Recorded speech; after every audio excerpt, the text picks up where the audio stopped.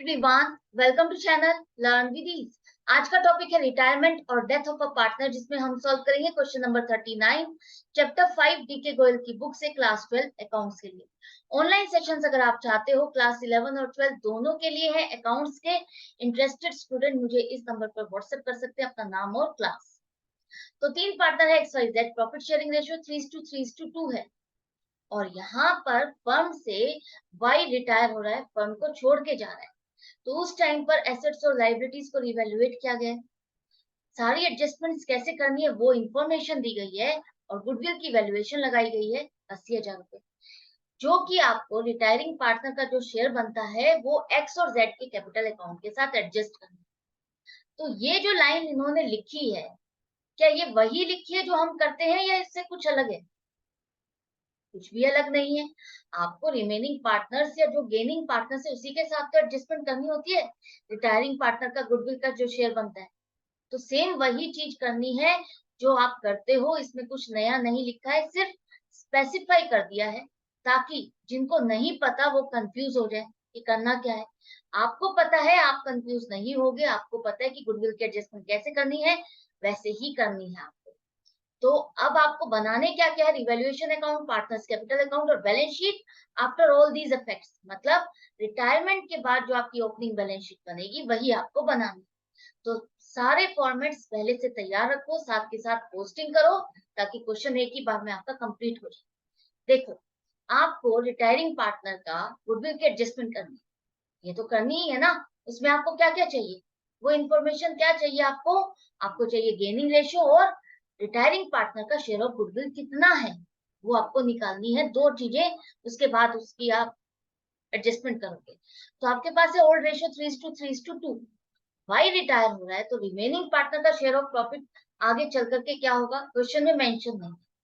Question में जब नहीं मेंशन तो हम क्या लेके चलेंगे, आगे चल करके इनकी जो रेशियो रहेगी एक्स और जेड की, वही रहेगी जो उनकी ओल्ड रेशियो में थी। ओल्ड रेशियो में जो इन दोनों का कॉम्बिनेशन था 3:2 का, वही कॉम्बिनेशन न्यू रेशियो भी बन जाएगी 3:2। तो अब आपको जो गेनिंग रेशियो चाहिए उसके लिए आपको new ratio minus old ratio करने की जरूरत है, या आप डायरेक्टली उसको निकाल सकते हो। आपको new ratio minus old ratio करने की बिल्कुल भी जरूरत नहीं है। आप यहाँ पर देखो और समझो और इस ट्रिक को हमेशा याद रखो और अप्लाई करो।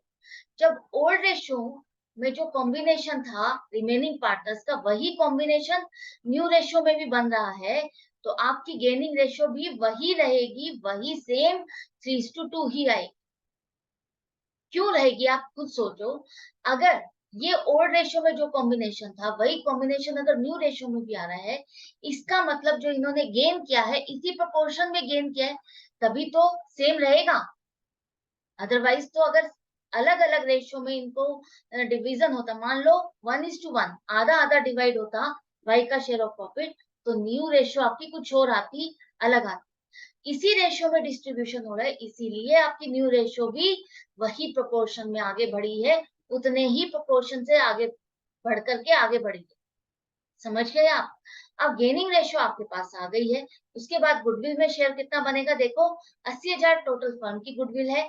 वाई का शेयर वही बनेगा जो इसका शेयर ऑफ प्रॉफिट है। शेयर ऑफ प्रॉफिट उसका 3/8 है, तो वही शेयर उसका गुडविल में कितना होगा, 30,000 रुपए। 30,000 रुपए की गुडविल अब उसकी बनती है, उसके हिसाब किताब में आप इस 30,000 रुपए को जोड़ोगे कि उसको देने हैं। आज आप इस गुडविल को रियलाइज नहीं कर रहे हो, बेच नहीं रहे हो, लेकिन इसकी ये गुडविल आगे चल करके मिलने किसको वाली है? इसकी गुडविल मिलेगी एक्स और जेड को, जिन्होंने वाई के शेयर ऑफ प्रॉफिट को आपस में डिस्ट्रीब्यूट किया 3:2 की रेशियो में। इन दोनों ने वाई का शेयर ऑफ प्रॉफिट खरीदा है 3:2 की रेशियो में, तो यही दोनों इसको पेमेंट करेंगे। तो ये जो 80,000 गुडविल है, ये आप बैलेंस शीट में आगे शो नहीं करते हो, क्योंकि ये सेल्फ जनरेटेड गुडविल है। आप सिर्फ जो रिटायरिंग पार्टनर है उसका शेयर लोगे और उसका शेयर आज की डेट में जो बनता है उसका हिसाब किताब करोगे कि उसका ये शेयर आगे चल करके किसके पास जाने वाला है, वही इसको पेमेंट कर देंगे। तो आपस में पार्टनर्स में एडजस्टमेंट हो जाएगी। तो ये 30,000 रुपए का आज ना बट करके आगे जब भी बटेगा वो एक्स और जेड के पास जाने वाला है। यही दोनों गेनिंग पार्टनर्स है, तो गेनिंग पार्टनर्स को ही आप वही कंपनसेट करेंगे, उन्हीं के अकाउंट का आप डेबिट करोगे। तो 30,000 को गेनिंग रेशियो में डिस्ट्रीब्यूट करो, 18,000 एक्स देगा और जेड देगा 12,000 रुपए। ये दोनों मिल करके वाई को पेमेंट करेंगे। तो ये दोनों गेनिंग पार्टनर है, इन दोनों के अकाउंट का आप डेबिट करते हो। और वाई सेक्रीफाइसिंग पार्टनर है, जिसने अपना पूरा का पूरा शेयर ऑफ प्रॉफिट सरेंडर कर दिया है, बेच दिया है इन दोनों को। इन दोनों को अपना शेयर ऑफ प्रॉफिट बेचा है, तो यही दोनों पेमेंट कर रहे हैं और इनको वाई को पेमेंट मिल रही है 30,000 रुपए। सेक्रीफाइसिंग पार्टनर है, इसलिए आप इसको क्रेडिट करो। पार्टनर्स कैपिटल अकाउंट आपको बनाने के लिए कहा है, तो फॉर्मेट तैयार है आपका। तो यहाँ पर ओपनिंग बैलेंसेस लिखो, बैलेंस शीट से देख करके। ये लोन वाली अमाउंट नहीं आएगी, सिर्फ कैपिटल वाली अमाउंट लिखोगे कैपिटल अकाउंट में। तो एक्स की, वाई की, जेड की, तीनों की आपने ओपनिंग बैलेंसेस लिख दिए। अब ये जो आपने एंट्री बनाई है, इसमें जो पोस्टिंग करनी है वो पोस्टिंग करो। साथ के साथ वाई को गुडविल मिलनी है एक्स और जेड से, तो यहाँ पर क्रेडिट होना है वाई का अकाउंट, तो आप इसको यहाँ पर पोस्टिंग कर दोगे। इसी तरह से एक्स और जेड का अकाउंट आपको डेबिट करना है 18,000 और 12,000। ये पोस्टिंग कंप्लीट हो गई। इसके बाद बैलेंस शीट में देखो आप क्या आ रहे हैं, जनरल रिजर्व्स। जनरल रिजर्व्स, जब भी कोई पार्टनर रिटायर होता है तो हम क्या करते हैं, एक्यूमुलेटेड प्रॉफिट्स, लॉसेस, खर्चे जितने भी होते हैं उनको डिस्ट्रीब्यूट कर देते हैं पार्टनर्स की ओल्ड रेशियो में। ओल्ड पार्टनर्स में ओल्ड रेशियो में डिस्ट्रीब्यूट करोगे। तो जनरल रिजर्व आपका 80,000 रुपए का आप डिस्ट्रीब्यूट करो ओल्ड रेशियो में। तीनों पार्टनर्स में डिस्ट्रीब्यूट होगा, इसमें रिटायरिंग पार्टनर का भी शेयर होता है। तो हमेशा याद रखो, एडमिशन हो, रिटायरमेंट हो, सब में आप ओल्ड रेशियो में डिस्ट्रीब्यूशन करते हो इन एक्यूमुलेटेड प्रॉफिट्स को। तो अब यहाँ पर सबका शेयर आपको पता चल गया। जनरल रिजर्व है तो क्या है, क्रेडिट बैलेंस है। क्रेडिट बैलेंस है तो प्रॉफिट होगा, प्रॉफिट है तो पार्टनर्स के अकाउंट को आप क्रेडिट करोगे, क्रेडिट साइड पर पोस्टिंग करोगे। 30,000, 30,000, 20,000, ये जनरल रिजर्व अब आपने डिस्ट्रीब्यूट कर दिए, तो बैलेंस शीट में नहीं जाएंगे, आगे नहीं शो किए जाएंगे, ये यहीं पर ही खत्म हो गए, आपने पार्टनर्स के अकाउंट में ट्रांसफर कर दिया। इसके बाद एडवर्टाइजमेंट सस्पेंस अकाउंट, जिसका डेबिट बैलेंस है, ये खर्चा है जो कि आपको एडवर्टाइजमेंट का खर्चा आपको आगे चल करके बुक करना था, खर्चा डालना था। लेकिन यहाँ पर अब आप एक तरह से वाइंड अप कर रहे हो, तो ये खर्चा यहीं पर ही आपको राइट ऑफ करना है, खत्म करना है। तो इस 16,000 को आप एज ए लॉस या खर्चा मान के ओल्ड पार्टनर्स में ओल्ड रेशियो में डिस्ट्रीब्यूट कर दोगे। तो ये लॉस है, खर्चा है, तो ये पार्टनर्स के अकाउंट में आप क्या करोगे, डेबिट करोगे। डेबिट बैलेंस है ना, तो डेबिट बैलेंस है तो डेबिट बैलेंस ही ट्रांसफर होगा, और पार्टनर्स के अकाउंट में डेबिट कर रहे हो, इट मींस ये लॉस है तो आप डेबिट करोगे। क्लियर है, कुछ नई बात तो नहीं है, बहुत बार आप कर चुके हो।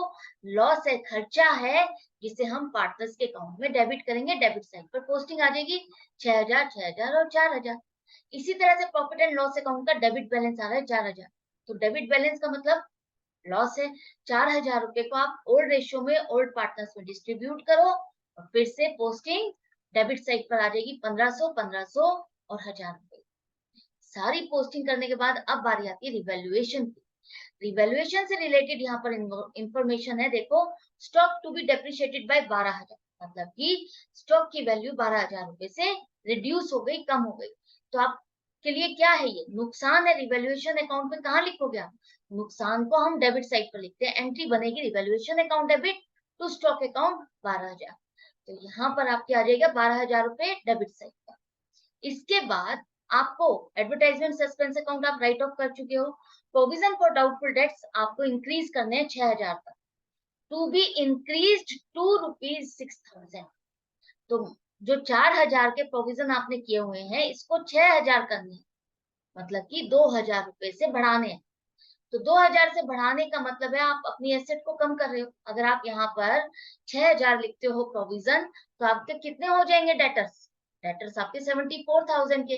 तो 76,000 से 74,000 के हो रहे हैं आपके डेटर्स, तो वैल्यू डिक्रीज हो रही है आपके एसेट की। तो वो नुकसान है या फायदा है, नुकसान है, जिसे आप, ओ सॉरी, यहाँ पर आप साथ के साथ, जैसा कि मैंने आपको कहा, फॉर्मेट तैयार रखो। स्टॉक की वैल्यू 1,12,000 यहाँ पर बैलेंस शीट में लिखो। वापस प्रोविजन वाली बात पर आ जाओ। प्रोविजन हम कह रहे थे कि 6,000 रुपए हो गए, 6,000 हो गए तो आपके डेटर्स डिक्रीज हो गए, 74,000 के हो गए। डिक्रीज इन एसेट मतलब आपके लिए नुकसान। Evaluation account debit 2,000 to provision of debts 2,000, मतलब कि 2,000 से ये प्रोविजन बढ़ाने के लिए कह रहा है। तो डेबिट साइड पर लिखो प्रोविजन ऑफ डेट्स 2000। इसके बाद आपके फिक्स्ड एसेट्स एप्रिशिएट हो गए 10% से।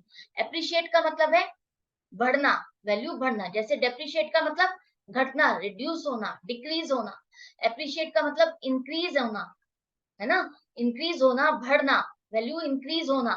10% से वैल्यू इंक्रीज हो रही है, तो 3 लाख का 10% 30,000 रुपए से फिक्स्ड एसेट की वैल्यू बढ़ गई। अब ये 3 लाख की जगह 3,30,000 रुपए हो गए, तो ये आपके लिए फायदा है। साथ ही साथ ये डेटर्स और प्रोविजंस को भी बैलेंस शीट में लिखो। 80,000 माइनस 6,000 74,000। अब आ जाओ वही फिक्स्ड एसेट्स वाला आपका रिवैल्यूएशन में फायदा हुआ था 30,000 को, क्रेडिट साइड पर लिख दो। अब इसे भी फिक्स्ड एसेट में लिखो, यहाँ पर 3,30,000। आई होप अच्छे से समझ में आ गया। कोई नई चीज नहीं कर रहे हो आप, रिवैल्यूएशन पहली बार नहीं कर रहे हो, बैलेंस शीट भी साथ के साथ आपको बनानी है, फिगर्स साथ के साथ लिखनी है। इससे आपके लिए इजी हो जाएगा, फिगर्स को दोबारा से कैलकुलेशन आपको नहीं करनी होगी, आप भूल जाते हो, इसलिए आप में मिस्टेक हो सकती है, आप उसको मिस्टेक कर सकते हो फिगर्स लिखने में। तो अभी साथ के साथ लिखोगे तो आप मिस नहीं करोगे, मिस्टेक नहीं होगी। ये सारी एडजस्टमेंट्स करने के बाद अब रिवैल्यूएशन में देखो प्रॉफिट आ रहा है या लॉस आ रहा है। प्रॉफिट आ रहा है, कितने का, कितने का आ रहा है देखो, 16,000 का प्रॉफिट आ रहा है। 16,000 का प्रॉफिट ओल्ड रेशियो में ओल्ड पार्टनर्स में डिस्ट्रीब्यूट करोगे, तो ये प्रॉफिट पार्टनर्स के अकाउंट में प्रॉफिट है तो क्रेडिट करोगे ना पार्टनर्स के अकाउंट को। रिवैल्यूएशन अकाउंट आपका डेबिट होगा 16,000 से, बैलेंस क्लोज। और पार्टनर्स के अकाउंट में प्रॉफिट है तो क्रेडिट करोगे, पार्टनर्स के अकाउंट को क्रेडिट करके इस अकाउंट को क्लोज कर दो, खत्म। 30,000 से बैलेंस नील। जो ये देखो 16,000 का बैलेंस था, यहाँ पर जो ये 16,000 का रिवैल्यूएशन अकाउंट है, आप बैलेंस शीट में कहीं शो करते हो, नहीं करते। हम क्या करते हैं, जो इसका डिफरेंस आता है इस बैलेंस को, जैसे प्रॉफिट एंड लॉस अकाउंट से हम ट्रांसफर करते हैं, कैपिटल अकाउंट में प्लस कर देते हैं ना उसको, उसी तरह से यहाँ से ये 3 पार्टनर है तो तीनों में आप इसको डिस्ट्रीब्यूट कर देते हो और तीनों के अकाउंट में प्लस करोगे। तो साथ ही साथ पोस्टिंग करेंगे हम पार्टनर्स के अकाउंट में, क्रेडिट साइड पर पोस्टिंग होगी 6,000, 6,000 और 4,000। अब बारी आती है पार्टनर्स के बैलेंस अकाउंट्स को बैलेंस करने की।